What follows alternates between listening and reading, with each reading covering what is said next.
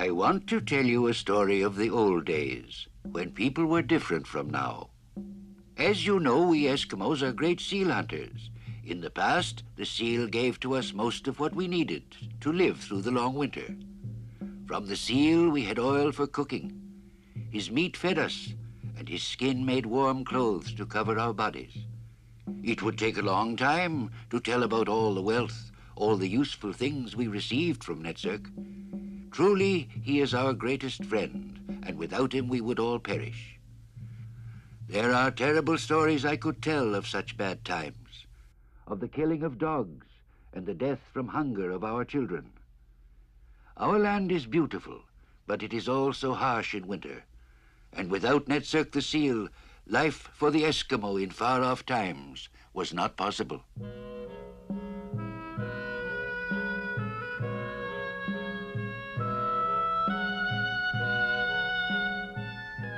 I remember a long time ago when I was a young boy. The winter had been long and seals were not plentiful. But one day my father returned from the hunt with a good big seal, the first in many weeks. I remember how happy we were as we saw him from a long way off, pulling the seal across the snow. My father made a song about those far-off times, and this song I still remember. I walked on the ice of the sea. All was lonely, all was quiet.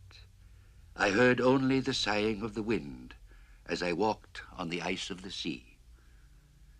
I walked on the ice of the sea. Seal were blowing at the blowholes. With joy I felt the harpoon strike. Now I bring you a gift from the depths of the sea. My father was a great hunter of Netserk. I lived through him and sea because of his eyes. I grew up to tread the same path, and in my time I have killed many seals. But it was my father who taught me the secrets of Netserk. He taught me how to use dogs to find the blowholes. He told me that Netserk was a creature of silence, that he could hear the slightest noise. Netserk can hear a flea jumping on a dog's back, he said. Of course, he was joking, but at the time I almost believed him. I remember thinking that if Netserk could hear one flea, then our dogs, who had many fleas, would surely drive him away.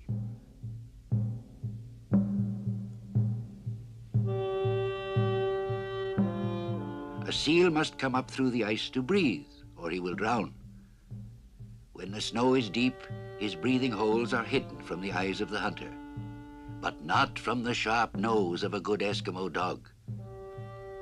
Beneath the deep silence of winter snow, a seal will come up through the ice, and the dogs will tell the hunter where the blowhole is.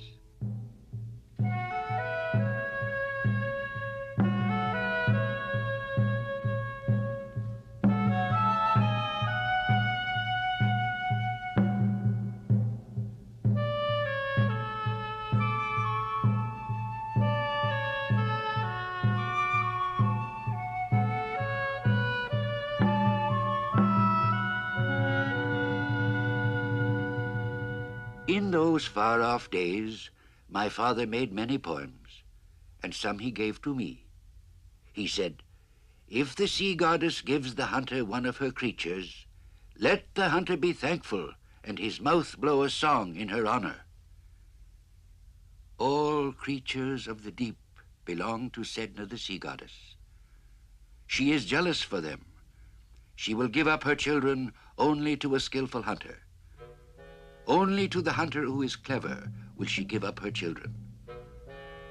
In times of her anger there is famine in the land, but in times of her friendship there is seal meat for everyone."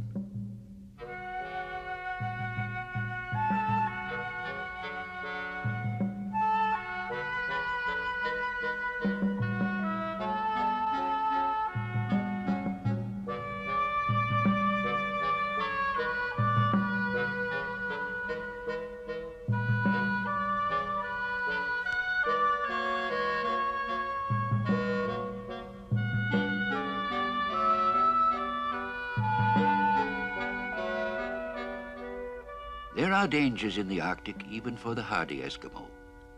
My mother and her sisters would say nothing, but I remember even as a child waiting for my father, and how anxiously the women searched with their eyes for the first sign of a returning hunter. A sudden gale or blizzard, an open crevice in the ice, an ice floe splitting up without warning, all these bad things can happen and send an Eskimo to his death. Our history is full of such tragedies. But when the hunters returned, there was much rejoicing. Now the great hunger was over, and the cooking pots would boil again.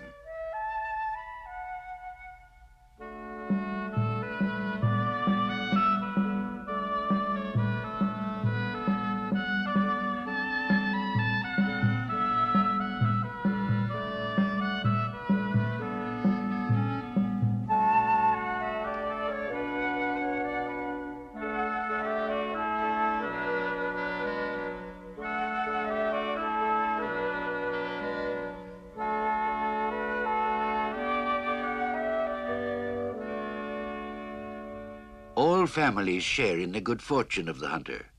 My father's igloo became a meeting place after the hunt, and my mother gave to each person a fair share of the seal. A visitor would stand by the entrance and call out, "Hereby somebody comes visiting," and the visitor was then made welcome. My father was a good host. He took pride in saving the best pieces of meat for his friends, and no one in need left our igloo empty-handed.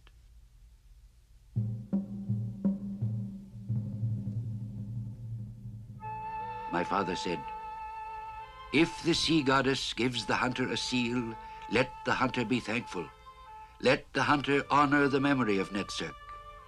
Come to my igloo and share with me the bounty of Sedna the sea goddess. Come to my igloo and feast with me. The oil under the pot burns brightly. Let the children sleep with full bellies." With the return of warmer weather, Netsuk will leave the water and bask on the open ice. The hunters will then look for his dark shape. Sometimes they will probe the snow for his blowholes and wait patiently nearby for him to appear. Now is the time for the hunter to think like Netsuk, to have thoughts in his head like the thoughts of a seal.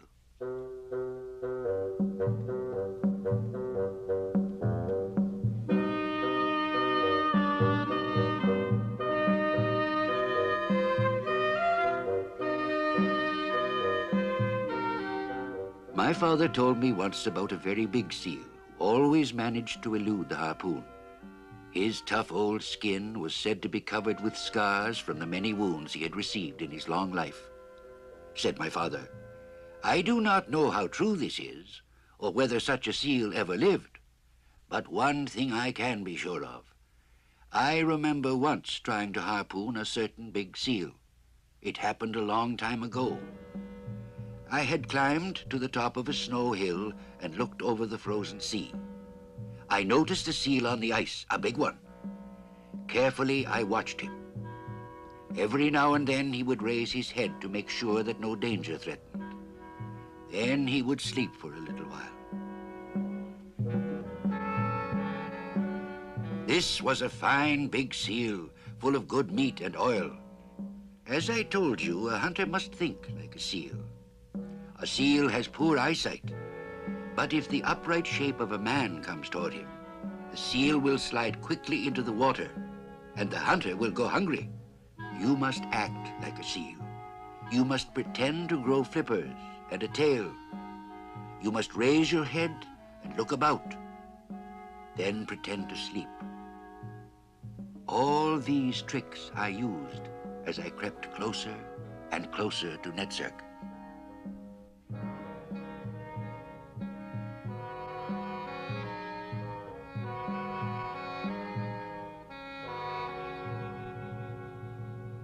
At this moment, I am your brother.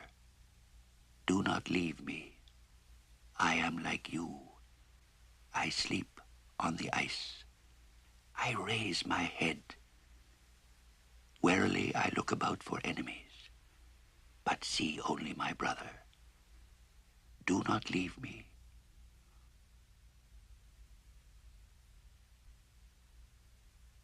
I come closer and closer to you. Like a seal I raise my head. Do not be alarmed. At this moment, I am your brother. Do not be afraid as I come to you. Do not leave me. At this moment, I am Netzerk. Do not leave me. Do not slide quickly into the water. Do not be afraid as I come to you. Do not leave me. Quietly, silently, I come to you.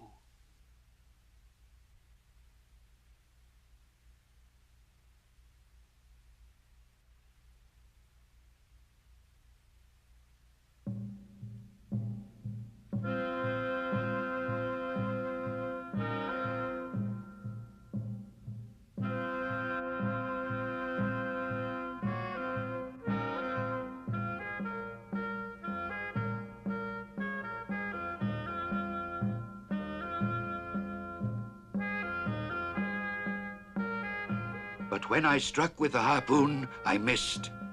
Netzerk was too quick for me and vanished into the sea.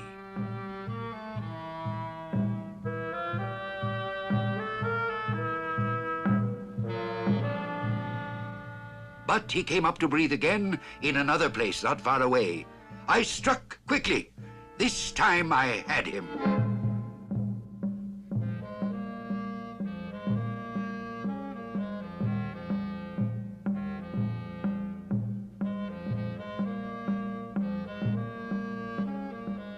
Oh, he was large and strong as a bear. He tried hard to free himself, but I was strong too and managed to pull him out. Alas, with a sudden twist, he tore himself free. Down he slid into the water. I saw the scars on his body and knew well enough who he was. Mine was not the first harpoon to fail. I never saw him again, nor did I ever hear of him being caught. The next day I killed a different seal. He was smaller, but he was fat enough, and in the evening I invited my friends to share the feast.